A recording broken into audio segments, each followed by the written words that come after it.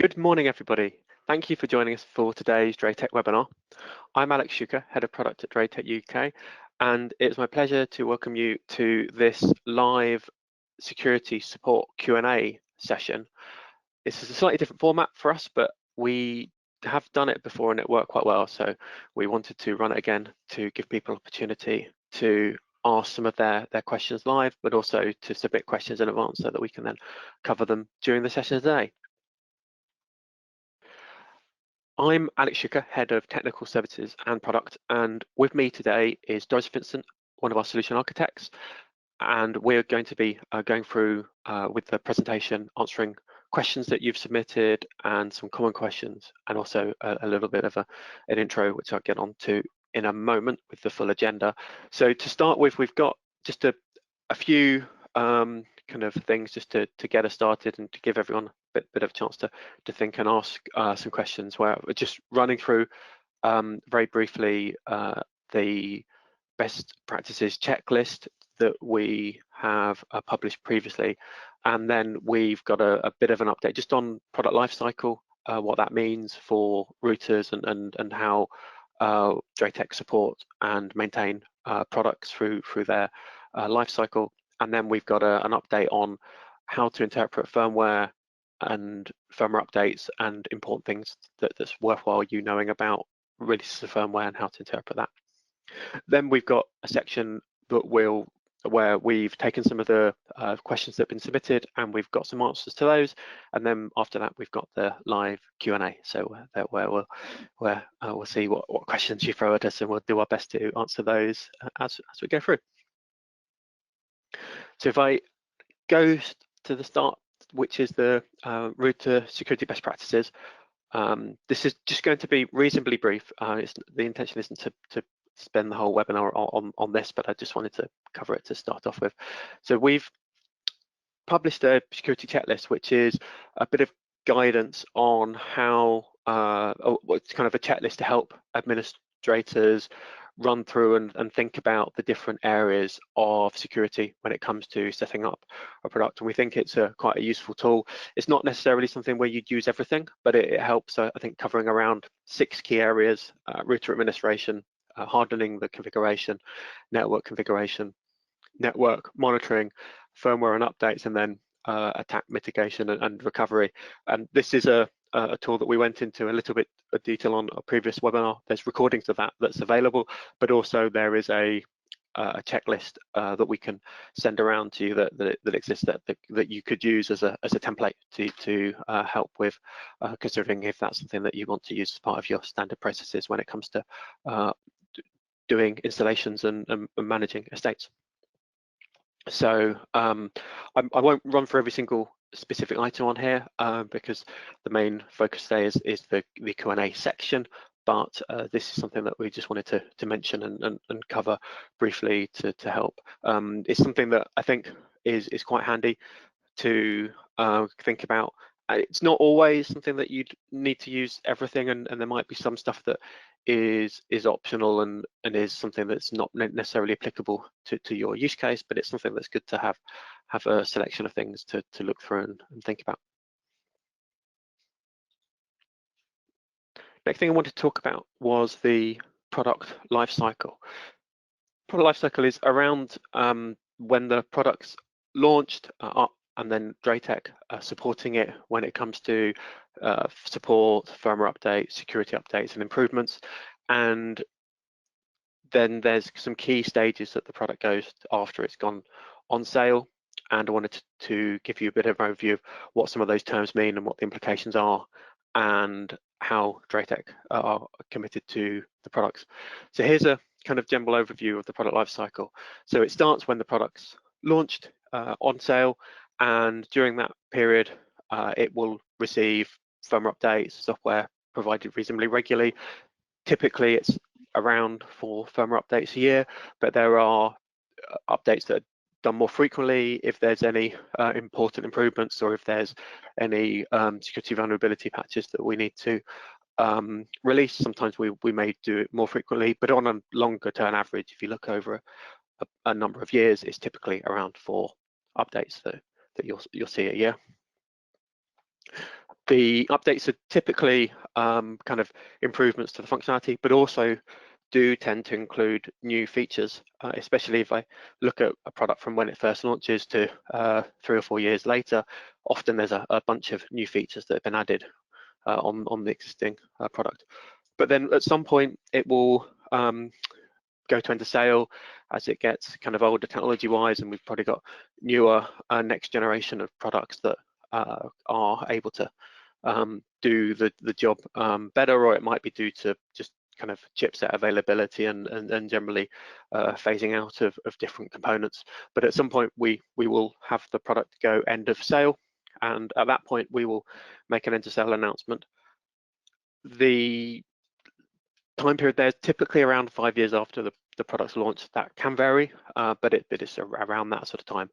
When we make the end of sale announcement, that's generally when we're not manufacturing any stock anymore. It's different to if stock is temporarily out of stock. So if there's some sort of supply shortage and there's no stock, that doesn't mean that's automatically gone end of sale. The end of sale announcement is a specific event where we will announce that it is end of sale, and from that point the product is formally discontinued and is no longer available to purchase from the channel, and the end of life date would then be published. It still would receive complementary technical support, but there's some implications when it comes to the firmware releases. One is that the firmware moves to more of a firmware maintenance rather than adding features. So after the end of sale date, it's much less likely that we would add any new features into the functionality. That does happen from time to time. Sometimes there's important kind of new kind of protocols or things that we have added historically, but typically speaking, we wouldn't routinely add features into a product that has gone end of sale. When it's in the firmware maintenance period, it will receive firmware updates for critical security updates for between 3 to 5 years, depending on the product class, and it still of course will receive complementary technical support.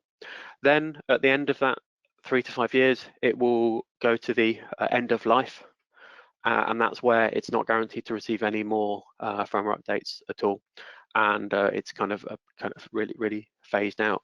The end of life is sometimes a term that people do use when a product goes end of sale, but technically they're two different things. You've got first the end of sale, and then a few years later, then it's formally end of life. And it's at that point where, from kind of a cybersecurity point of view, you don't have that commitment from us to release security updates. So I talked about varying from the date. So I've got different product ranges here, have different years. So for our SMB routers and firewalls, it's 5 years. So that's the 28, 29 range. And then for the Soho range, the 27, and modems like the Vigor 167, 130, that's 3 years. And then for access points, it's 3 years. And then both of our switches, the smart switches and the layer 2 switches, are also 3 years. If there's other product ranges, then we would publish the information on that to do with the end of sale dates for those if there were different product portfolios added in. And finally on that, I wanted to give some real world examples to help put that together to give you an idea about what that looks like in practice. So for the 2860, that was released in 2013. And then was on sale for around 4.5 years before we kind of phased it out. It was, in this case, replaced with the 2862. You can see the 2862 was launched around October, and the 2860 was phased out a couple months later at the end of the year. So you can see there's often overlap that we have, which allows people to get used to the different in the firmware and functionality of the models to help with any transitions. And so with the 2860, after the end of sale date in 2017, it then was formally end of life 5 years later in 2022. There's a slight asterisk on that because we this is just the minimum when it comes to the support. We have actually released critical updates for this product since 2022. In fact, the most recent one was actually just a couple of weeks ago, on the 6th of September 2025. So it's something where it does, I think, demonstrate DrayTek's commitment to releasing firmware updates and supporting our products, and also our capability, because we're doing things in-house. So it means that as a vendor, we're able to update our firmware and code, where sometimes it's more difficult if people are using more open source or third parties when it comes to any kind of firmware development they're doing. And then the 2862, similar, 2017 was when it's released. It was around 4.7 years to 2022 in May, and then 5 years later, the end of life date, which hasn't been reached yet, will be 2027. So hopefully that's given you a good update on that. Now, one of the questions that people often have is, what alternative products are there, and also what is the product status, what's the life cycle status for my product? So we've got a couple of pages on the DrayTek.co.uk website. If you go to the support, there's a product lifecycle page, and also if you search for EOL in the search box, you'll find an EOL alternative replacement products link. I believe we're also planning on sending a kind of follow-up mail to people, to attendees, with kind of some like a spreadsheet or something that will help with some helpful information relating to that as well. If you've got a product that's not on the product lifecycle, if it's currently on sale, it means it's not gone to the any of those later product statuses.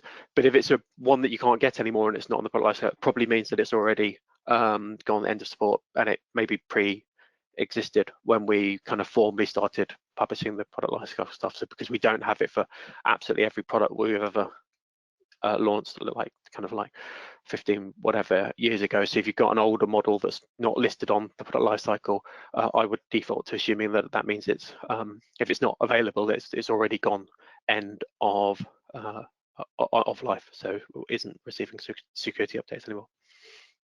So hopefully that has been helpful. If you've got any questions relating to that, do ask them in the chat.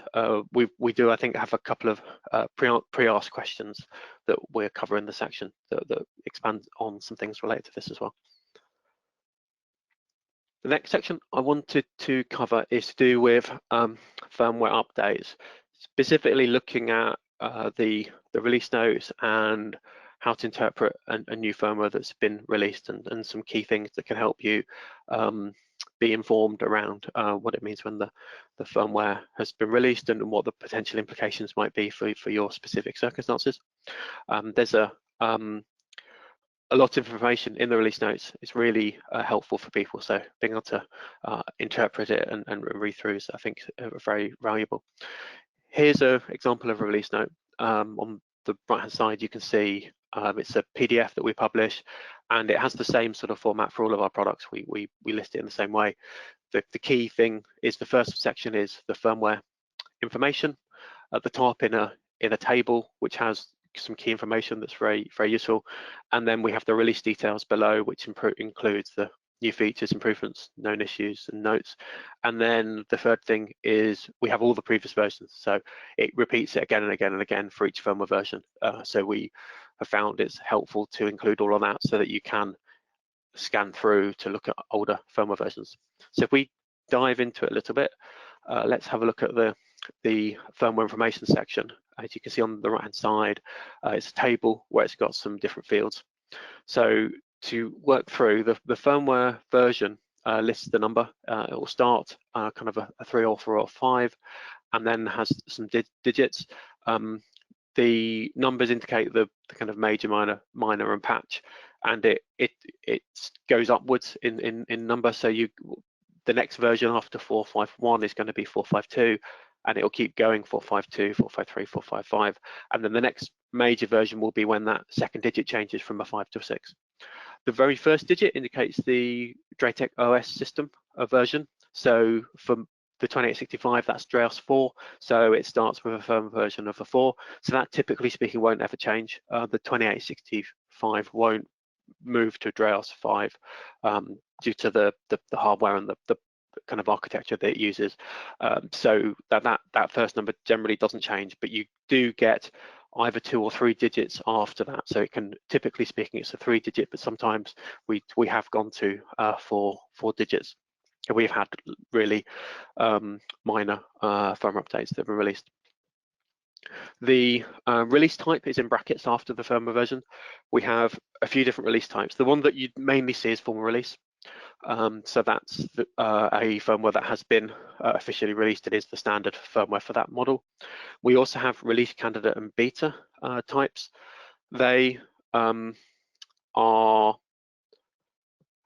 when we are doing 2 things. One is a beta is a test version that might have a specific improvement or a specific new feature, and that sometimes might be provided by support for specifically for people if they've contacted us and we happen to have a beta that adds that feature.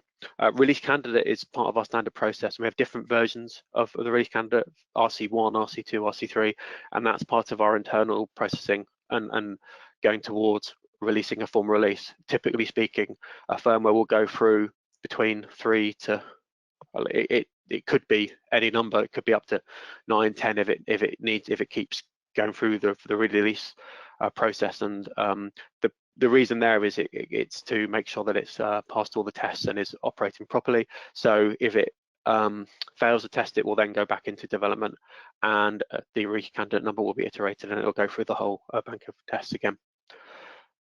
The higher the release candidate number, the more mature that release candidate is. So the higher versions tend to be kind of, typically speaking, it's around RC 4 or 5 tends to be the one that ends up becoming the formal release. And actually, you can find out the RC version that was used for the formal release using the command line, which I'll get onto in a moment. We have different release types: regular, critical, important, and initial release. So the initial release is just the very first firmware that we released for a model when we launched.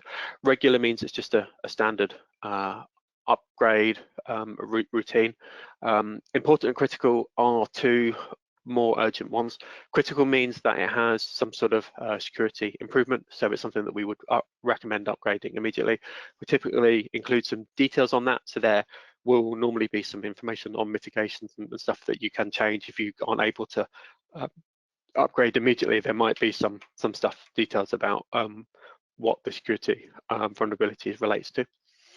Important means that it's something that isn't a security issue, but it's something where we recommend that you should upgrade it quickly. So it might be something to do with compatibility with maybe a system, for example, with compatibility with Migra ACS, or it might be to do with maybe stability if there's some kind of issue that we've seen that is important for people to update, and that would typically be listed in the release notes, the reason for it as well. So if you look in the improvements section, that would be listed there. And then we have some dates. We have the build date and release date. The release date is when we published it. The build date is when the firmware was actually built and compiled. So the build date is always going to be earlier than the release date. And then we have a revision number. This allows you to identify exactly the version of the firmware. So if you've got, potentially you could have 2 versions with the same firmware version. Not typically for a formal release, we wouldn't do that. But for a beta version, it's possible for it to be less easy to identify differences from the firmware version number, but you can from the revision, because the revision number is going to be different for every single firmware build. And you can see that through the web UI, but also you can get the revision information via the command line. So you've got Andreas 4 sysver, which will show you the revision information, and on Andreas 5 it's exec sysinfo will give you the information on the revision in the command line. So that's a helpful way of double checking and confirming that the revision matches. Applicable models is just which firmware versions this firmware is for. Typically speaking, it will be for all models in the same series, but there has in the past been the odd variation to do with that. Not with some of the more recent models, but some older ones. There's sometimes been differences, which typically been when we've had to separate it due to things like wireless components and that sort of thing. And then we got the modem code. The modem code is separate to the firmware. The modem code is what runs the chipset that drives the physical layer. And we can have different modem codes, but the same firmware version. So for 451, we've got BT, which is the standard one that we recommend for use in the UK, but we do have other modem variants like modem 1, 2, 3, 4, 5. They'll be listed in the release notes with the specific modem codes that relate to those. The variant MDM 1, 2, 3, 4 could have different modem codes from firmware to firmware. They typically are reasonably static, but they can vary. So you wouldn't, I wouldn't assume that modem code 5 is always the same modem code through versions. You might find that from year to year that those modem codes do get updated. And the locale is just about which region it's for. So for these ones, they'd always be listed as UK and Ireland. The next important part is the release details. So it has kind of 5 broad sections there. The first one is the kind of any important comments or notes that we've added. On the right hand side here, you can see there isn't anything, but just to show you an example of one where it has, we put this if we've got any important things that we think people should know. Often this is to do with any significant changes in behavior. This one here where we did it last was to do with firewall behavior that was altered in the firmware that had a significant change to the default rules. So we wanted to highlight this to people just to make sure they're aware, because it was something that could affect their firewall rules. So that sort of thing we include in the important notes. But I would recommend look through all of the kind of new features and improvement sections to see if there's anything that's relevant to you. And the known issues section is things if we've got any issues that we're aware of and listed, then we'll typically add it in the known issues. We try not to keep updating the PDF, so it's not going to necessarily list every single issue that we're aware about from an improvement point of view. So you won't see a known issues to be everything, but it's generally the stuff that was known when we released the firmware originally, if there's any specific things that are worthwhile noting. And then at the bottom we have a notes section that just kind of notes anything that we think is important, kind of relevant for people to know. And then the other thing is to look at the previous versions.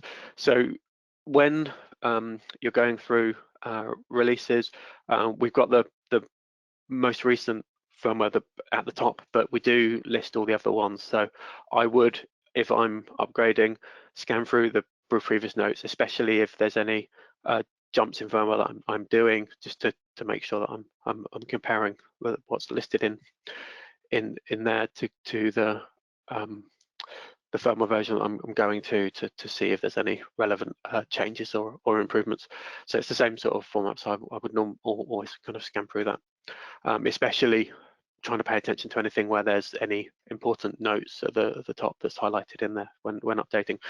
This is where there's things to do with any considerations about upgrades to do with any implication on being able to downgrade it, or if there's any steps that you can't jump miss. You can normally jump steps when it comes to firmware versions, but if you can't, we typically list it in the firmware specifically to say that you must upgrade to a certain version or something like that. That would be listed in the notes. And then something about where you get firmware. So the firmware's on the DrayTek UK website, but we listed checksum for MD5 and SHA-1 checksum, so you can verify the file that's being downloaded. It's quite straightforward to check that. Just with like Windows 11, for example, you can use the command cert util with a -hash file and then the file, and that will then, if you put SHA-1 or MD5 as listed here, you can check the checksum to make sure it matches. It's helpful for integrity of the firmware, but also in some cases to make sure that you satisfy the downloaded correctly. There's a few different sources of firmware. So the DrayTek UK is the recommend location. That's the only place where the BT modem code version is hosted. All the other versions though will be the same on both the DrayTek.co.uk and the .com site.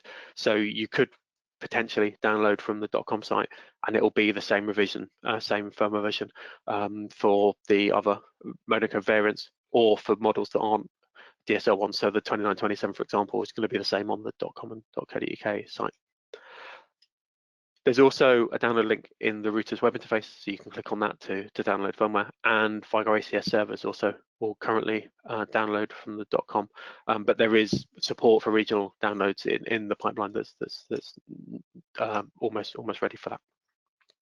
This is a bit of a overview there of firmware, so hopefully that's been useful. Now I'm going to go on to some submitted questions to run through, and then we'll get to the Q&A section where we'll go through some of the questions that you've been submitting. I believe we'll be at the moment answering them directly as well to people, so you should likely receive some answered some questions that you've asked already, but let's go through some of the questions that you submitted already in advance. First question is, what's the best way to stay informed about new firmware versions? So this is a very common question. There's a few ways here. One is the mailing list. That's the best way.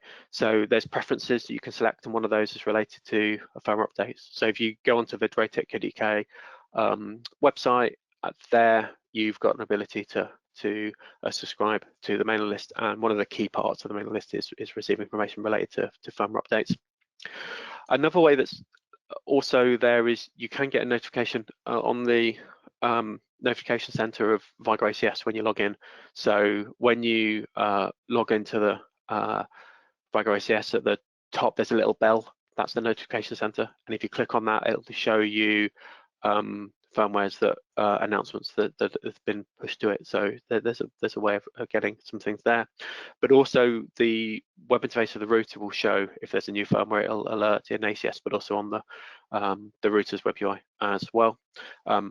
It's a good habit to periodically look at the DrayTek .co.uk website and see what firmwares. We date them and list the latest version on there. So hopefully we're making that kind of reasonably readable for things to do with being able to see the updates. And next question is, are there any plans to allow automatic firmware upgrades instead of manual ones? So this is something where there's been some developments quite recently. So on DrayOS 5, we've added support for that from firmware 5.3.2. So that's, for example, on the 2136. So that can be enabled via system maintenance and system upgrade. You've got an option to enable automatic firmware upgrade with a upgrade timing, and you can pick which versions, whether or not it's critical or major releases, and the timings there. So that's something that's now already supported on DrayOS 5. It's something that we're not adding support on DrayOS 4. It's not the intention. There's a slightly different way that the firmware images are handled on 4 to 5, which makes it much more viable for DrayOS 5 routers to have the automatic update, because there's a few different kind of fail safes and things that are there for the automatic, which sort of exist in DrayOS 4 as well, but it's more comprehensive on DrayOS 5, so it's something that is more suitable for having this kind of automatic updates process enabled. Another option you do have available is you can apply things via network in Vigo ACS, so you can control your rolling out of firmware upgrades to units en masse that way. So that's one way that we find people. And the nice thing about that is you can do specific testing to your use case and scenarios and environments before you decide to approve a firmware as well that way. Whereas if you've got automatic updates ticked, then that doesn't give you as much control over when those roll out. I mean, there's still the schedule, but once the firmware's been approved by us, then it would then be downloaded by the unit.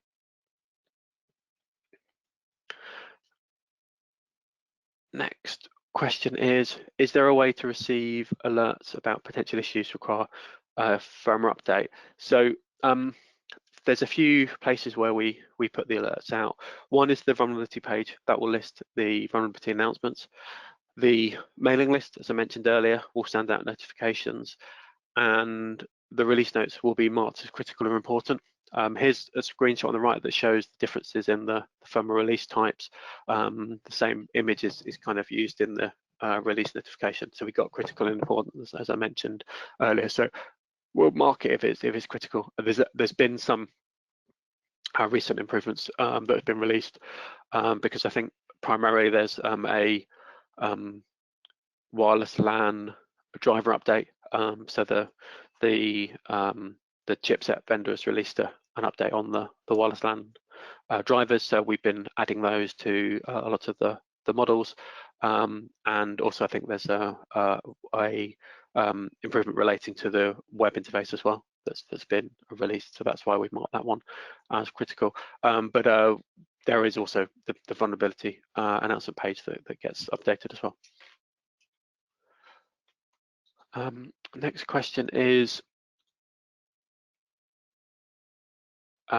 what should you check on a router if you're taking over responsibility for management of it? So this is a kind of, I think, something that people come across quite a lot because they maybe take over a client and need to take over the router's management. With that, there's a few things to consider. Some of the more obvious things, but some maybe less obvious. To talk about some of the less obvious ones, there's things like making sure that you've got details of the registration. So MyViger and DrayTek, these use a separate account now. So any router you can activate with the MyViger service, which is used for licensing, and that will have a separate user and password that's not actually stored in the router. So I would, on that, double check if that's registered, and if you are taking over management, make sure that discuss it with the previous company to do a transfer. It's very easy for them to transfer from one MyViger account to another. That's available if they log into the MyViger site. They can do that, but hopefully you can discuss that with the people. If you're unable to, then you can contact our support. There is some process we can go through to help you with that, but it's much easier if you are able to discuss it with the previous owner of the unit, because then it's a much quicker, more streamlined process. The other things are checking the login credentials. So this is to do with the admins, but also any external authentication as well. So it's important to check external authentication as well as the local user accounts, and also check any VPN profiles, both the LAN to LAN and the remote dial-ins. But I would recommend checking the multiple pages as well, because you can have a user account on a different page, even though if it's not on the first 2 pages, it could be on one of the others. So it's good to check through. Also check any monitoring, because there's automatic monitoring that could be configured. The more obvious is SNMP, TR69 to do with Viger ACS, but SNMP is another thing where you could have it enabled with SNMP related reporting. So you can check that, and also syslog, because that can be sent external. And then also generally kind of understand the configuration and how it's configured. You could consider factory resetting and configuring it from scratch to your standards. But I think it's important to look at how it's used and how complex the current setup is before deciding that, because over time devices can get more and more complicated in how they've been set up. But equally, they can sometimes end up with old things that don't need to be there anymore. That can sometimes happen with port redirections and things that firewall rules that maybe were relevant at a time, but then maybe the system that was that put in place for that, then that can maybe not be needed anymore. So understand that configuration and review is an important thing, and also check for any enabled services. So anything that's kind of enabled to do with like the VPN profiles or other services, then look through that. The security checklist can be quite helpful, because although it's often used when you're setting up a router from scratch, running through the same sort of thing will kind of cover a lot of the stuff in there when it comes to the configuration. So next, does the DrayTek firewall let everything through the router unless I tell it not to? So the answer to this is that it does for outbound. The default rule on the IP filter is set to pass. You can change that to be a default rule block, but if you do that, then you have to manually add IP filter rules, which can be done, but it just depends on your preferences when it comes to what security rules. But generally, from default, if you set it up, then the clients on the device can be able to get out to the internet. But it's all through NAT and stateful, so it means that any inbound will be blocked unless it's a solicited reply to a client sending out traffic. But so that's the kind of defaults. And question about firmware upgrades. So I think one of the most common questions our support team get is to do with whether or not you can skip several firmware updates. I sort of covered it a little bit earlier, which is that you can, but you have to be careful when reading release notes, especially if there's significant number changes. So from 4 to 4 to 4.5, for example. If in doubt, do take a configuration backup.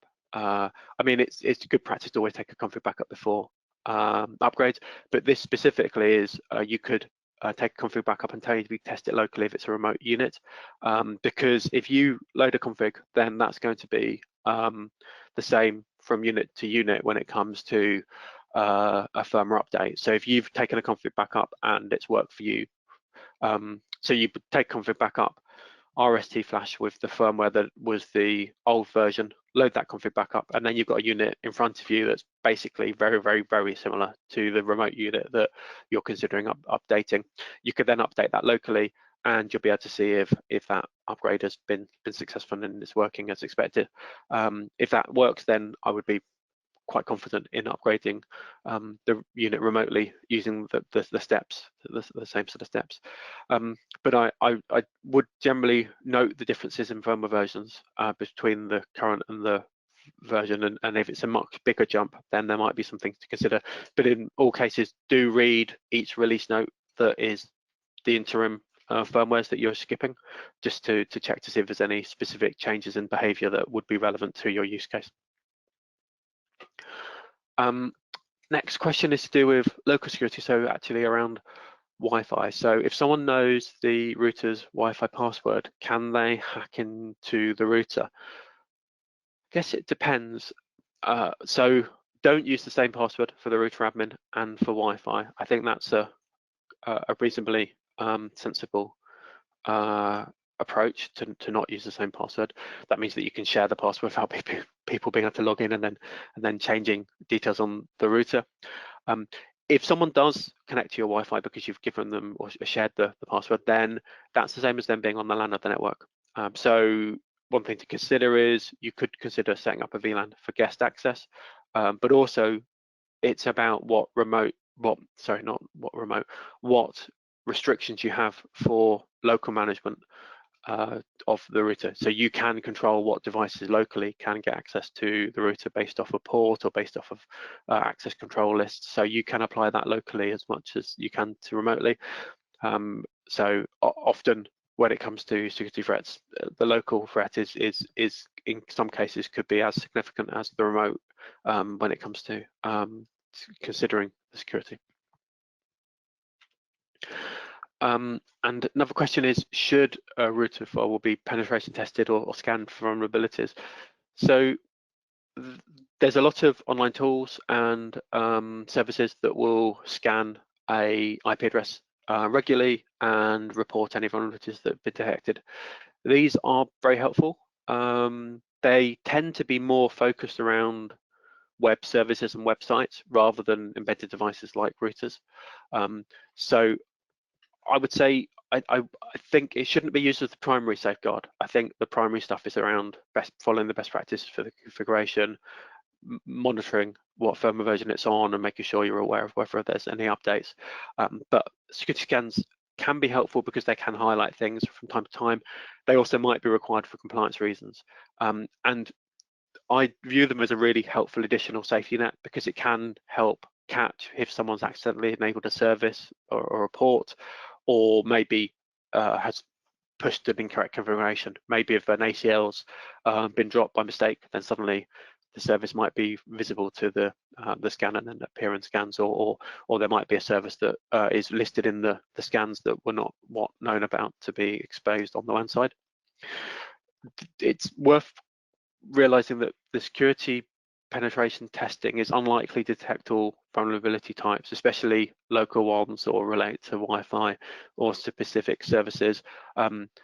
If it's only scanning the WAN IP, so it might not be able to report on. So the most comprehensive scanning should be scanning locally through some sort of locally based scan or a scan from something that's able to get across the LAN to LANs. as opposed to only WAN-based scans.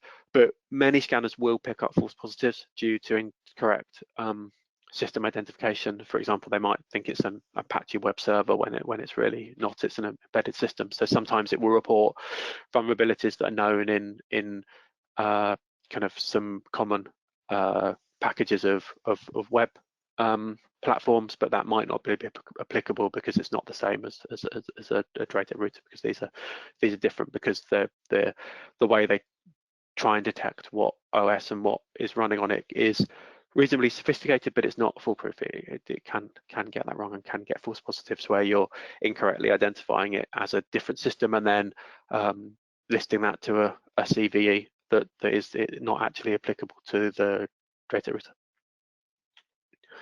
Next one is, should we have more than one admin account on the router?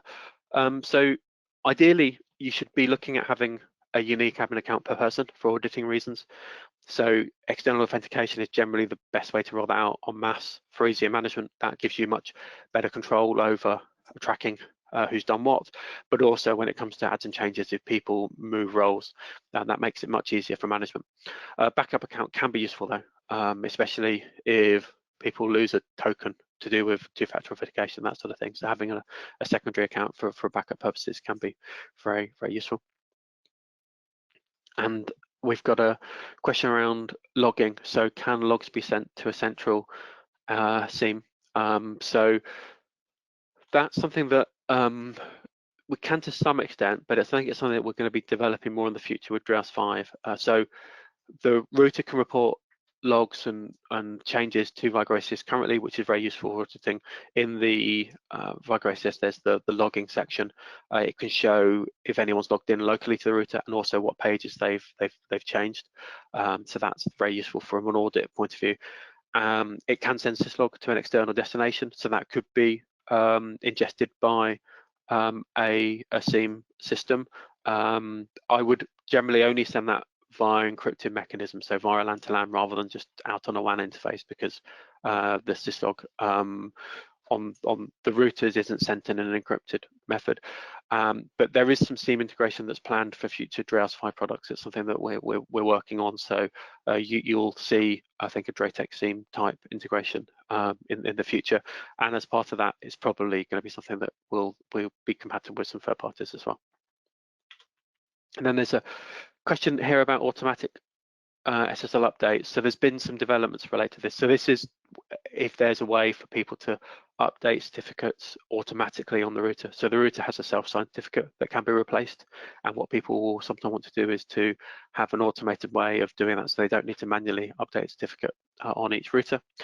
So there's a couple of things here. One is that from the Vigracious 3.0 and the Vigor 2865, 2927, 450, they've added support for TR69 parameters that relate to certificate management.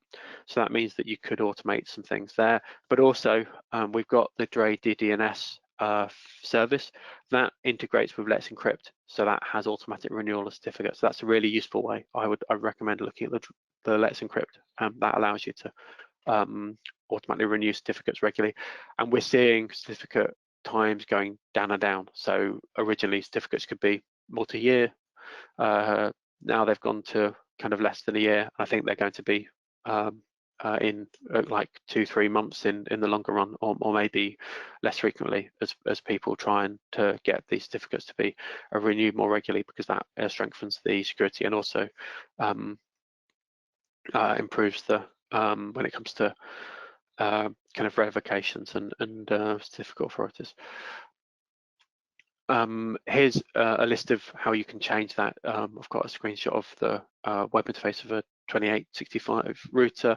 We've got local services list here. You can select which default certificate you use if you're using DrayDDNS, so you can then apply it to different other services to use the DrayDDNS and Let's Encrypt certificate. The same with the authentication. You can, in a drop down, pick whether or not it's the default or the DrayDDNS global certificate.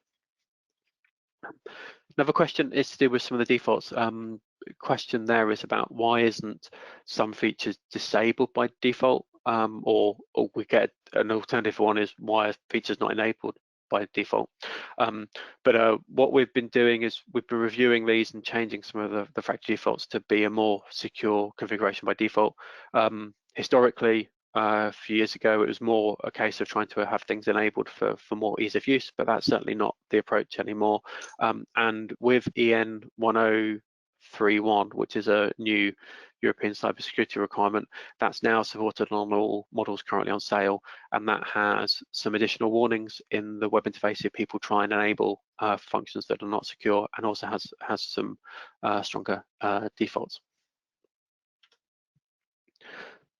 And if I have a server behind my router, how can I connect it from threats from the internet? So what we'd recommend here is only forward ports that are absolutely necessary, and look at IP filter firewall restrictions with which IP addresses can set up. We've got a guide on how you can do that on the DrayTek UK site.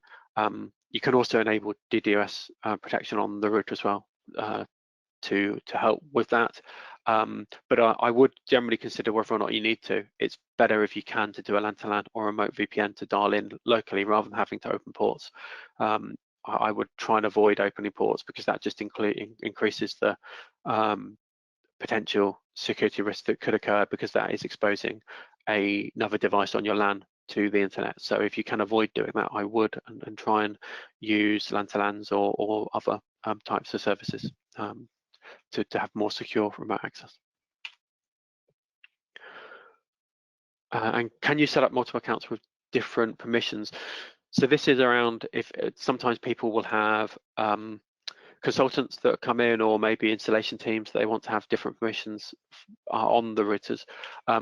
We do on Drayos 4 have a read-only account and an admin account, but there aren't changes in permissions that can be done. However, on Drayos 5, there's a account management framework that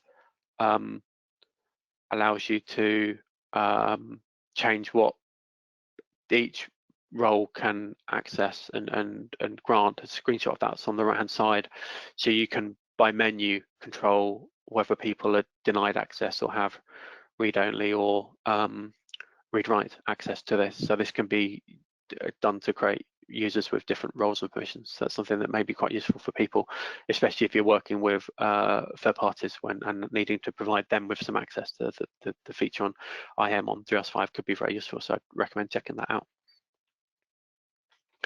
Another question here is about someone who's seen some IPs that keep connect to VPN, and what can they do about it.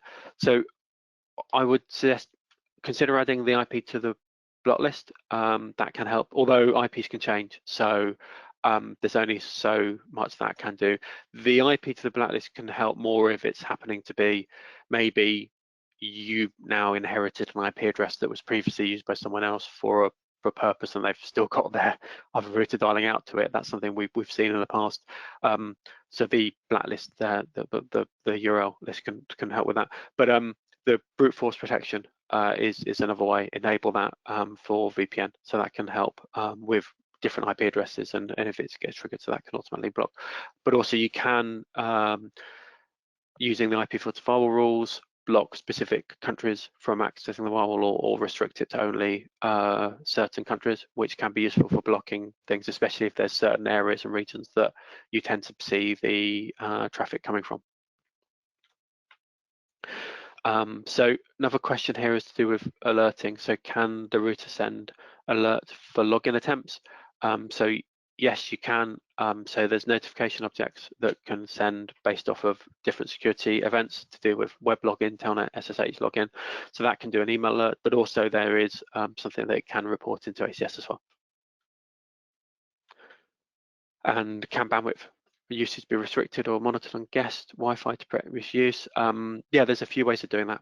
So you've got bandwidth controls for Wi-Fi, and you've got bandwidth limits, though you can limit it per ID or SSID to prevent excessive usage. And the user management feature allows setup of users and groups with quotas. So that's where someone will be challenged to log in when they first try and browse, like a portal redirect, and then they'll log in with credentials you give them, and then they'll then use the quota for the user that you've set up for them, and then that will restrict how much bandwidth they can use.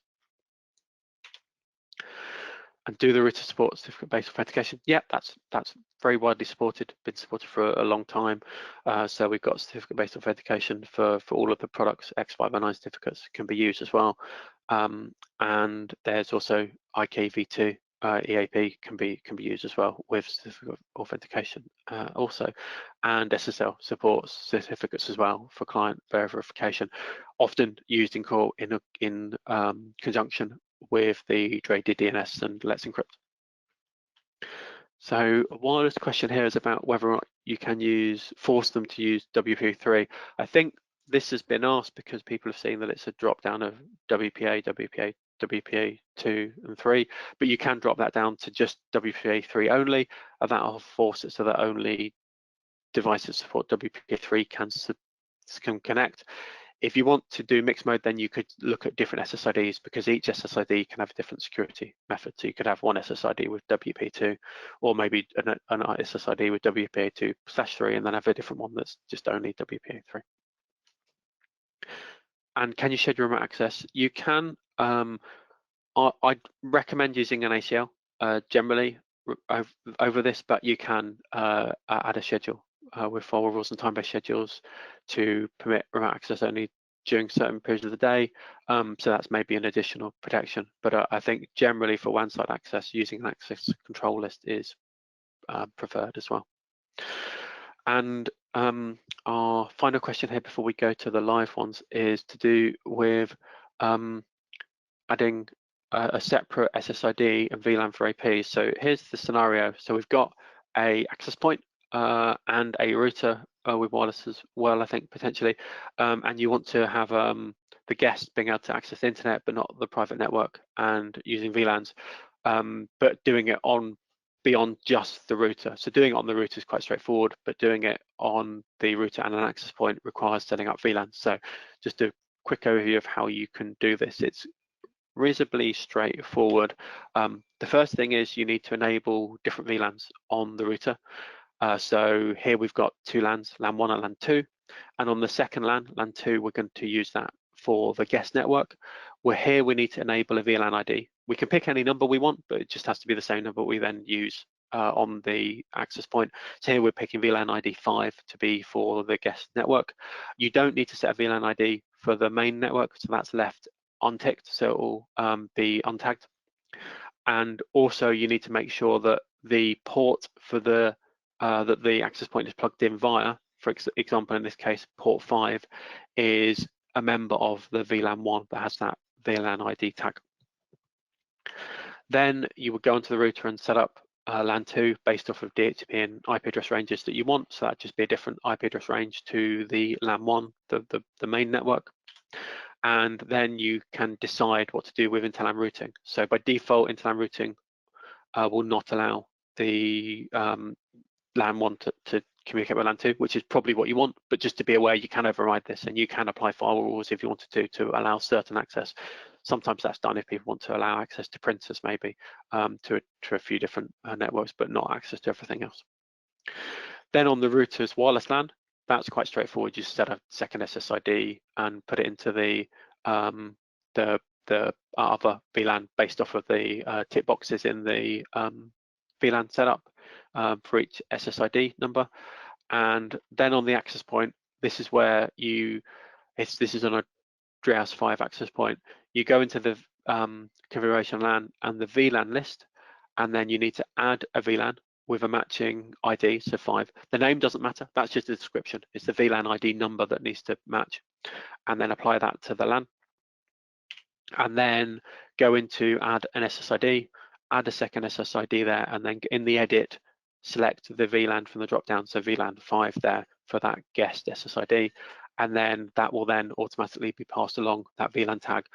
The client doesn't need to know about the VLAN tag, that's completely transparent from its point of view, but the access point will then, when it receives anything on that SSID, it will pass through that VLAN tag 5 to the router, and the router receives that VLAN tag and is able to identify that it should be part of the second LAN.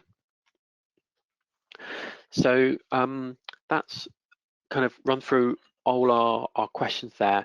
So I'd like to now invite Doris, if you're here, to come on the audio, and we'll be able to go through some of the many questions that we've hopefully been asked during the session. So yeah, if anyone's got any questions that they've asked, we'll be able to go through that now.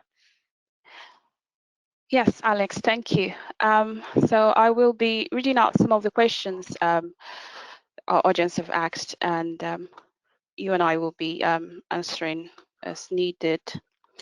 So our first Excellent. question, Alex, you can take this one. How often does DrayTek release security firmware updates? So we release them as promptly as we can when we identify them. They're identified in a few different ways. Majority of them are spotted internally as part of our testing, or if there's bug reports of stuff not working by the different support desks, they will look at that, and then the engineering team will look at that, and in some cases they might identify that the issues kind of has some sort of security implications, so then it's something that's patched.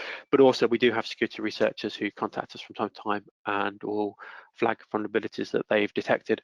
We endeavour to release those as soon as possible, but it gets scheduled in with the firmware update, and there's generally a schedule, because we don't want to be releasing firmware too frequently, because that makes it very difficult from a change control point of view. So typically speaking, it'll be around for a year, but there may be some interim little patches where we've got security updates that we'll release those sooner. So there's no set schedule in timescale. We do them as and when as things are required, because sometimes there can be long periods where there's no security updates. But it doesn't mean there's no patches. It just sorry, it doesn't mean we wouldn't patch. It just means that there's nothing that we needed to. Thank you. Another question is, what is the best VPN security setup you recommend? I suppose in terms of VPN protocol, what would you recommend? Yeah, I think some of that comes down to preference. I think the best ones, probably from a cipher point of view, would be IK v2. That's I think the one that would generally be recommended. But OpenVPN is also quite good if you're picking stronger ciphers. But it's very much depending on the specific use case. But don't ever use PPTP or anymore, or LTTP without IPsec. Those ones aren't secure, and actually on the latest firmware it will give you a little warning if you do that. But yeah, the thing I think is probably best is IPsec IK v2, because it's quite strong, but also the performance is very good when it comes to throughput.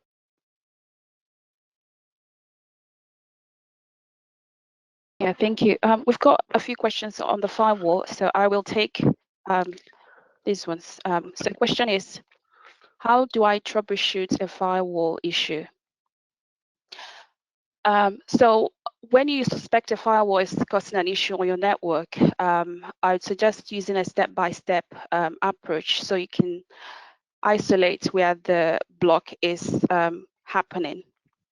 So I suggest confirming if the issue is affecting all your devices or just one device, and also checking if it's affecting all internet traffic or just specific sites and services. Also, suggest checking if you're able to access the site or service through a different internet source, like a hotspot or a different modem. So if all of this checks out, then you can go into the firewall and check the settings. So you go into the firewall filter setup page on your DrayTek router and look at the rules in the order they are set up. So the rules are usually processed from top to bottom. You can check if there's a deny rule, because this will usually block any traffic below, any traffic that hasn't got an allow rule below it. So a good trick is to actually disable the firewall completely and see if the traffic works, and then this will confirm if the firewall is a culprit.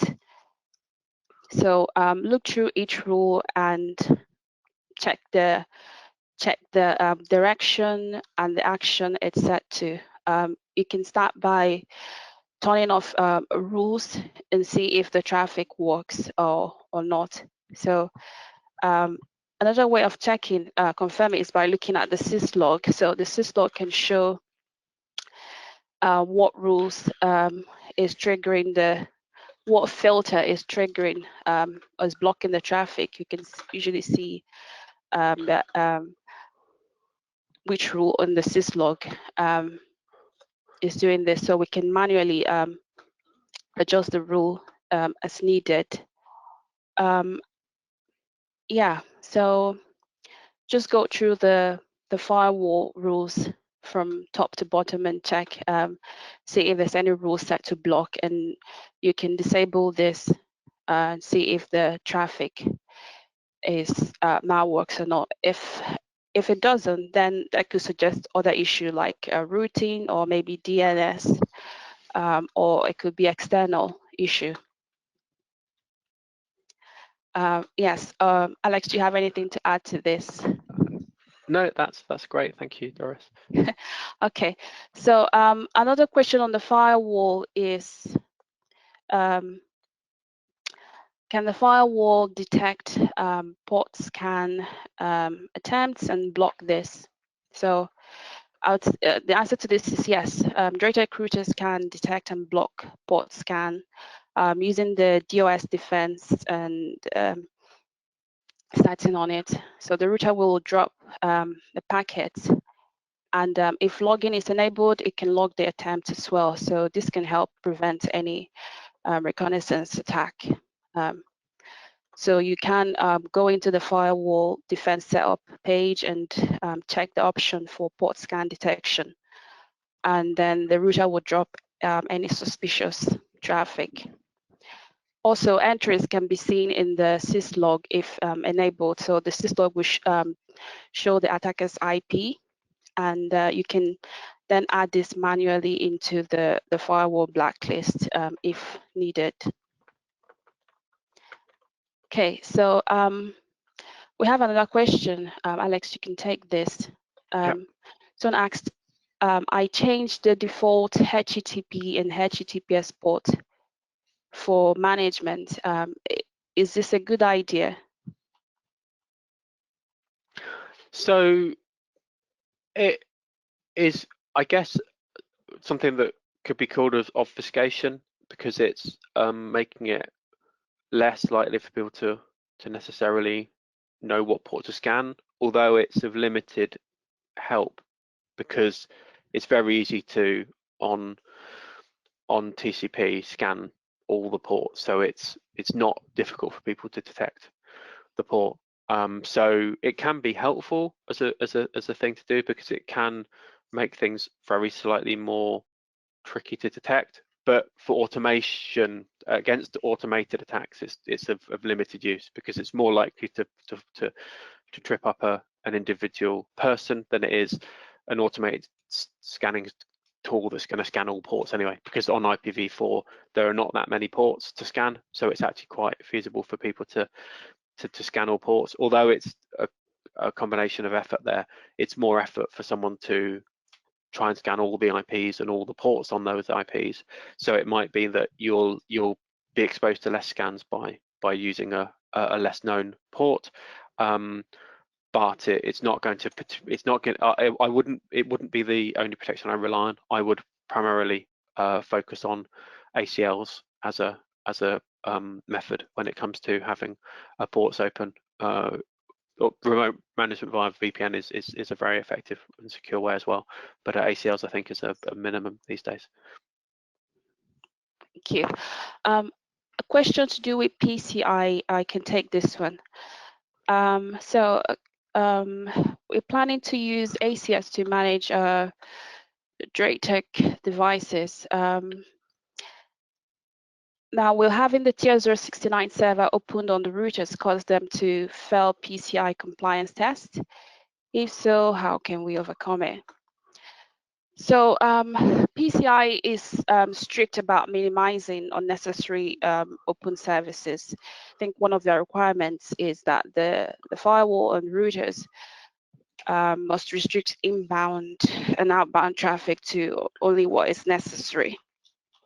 So if you enable the TR069 to listen on the internet, then PCI scan will likely flag it as an unnecessary open port, and that could cause you to fail a PCI compliance scan. So to avoid this, I'd recommend restricting access, so only the ACS service IP can connect to the service. So using the access control list on the router, you can restrict TR069 connections to only the ACS service IP. So that would help overcome this. Thank you, Dray. Yeah, I think that's all the time we have for live Q&As today. Alex, I'll hand back to you to conclude this session. Thank you. Yeah, we've had we will be doing a roundup of questions and getting back to people on email for some of the ones we haven't been able to answer today. And also there have been some suggestions for future topics. I can see there's some stuff around QoS people have been asking about. So I think that's something that we'd like to look at doing in the future. So if you do have questions that we haven't been able to answer, then we will be responding to you directly. So you should see an email from info@draytek.co.uk. So that hopefully should be later today, I believe. But I wanted to, thank you all for attending, and we hope you found this useful. Please give us feedback on what you'd like to see in the future. We're very keen to add more things in. We're definitely going to be adding more stuff on some of the DrayOS5 routers as we've launched more models. You can tell if it's DrayOS5 or DrayOS4 from the firmware version. If you look at the firmware version, the first digit, if it's a 4 or 5, we'll let you know if you've currently maybe already got a DrayOS5 router. But yeah, thank you very much for attending today. We will be sending a copy of the presentation for anyone who maybe got in late and wasn't able to see the slide or want to share it or watch this again. There'll be that will be a follow-up email, and we'll be hosting that online for people. So we hope you found this very useful, and thank you very much.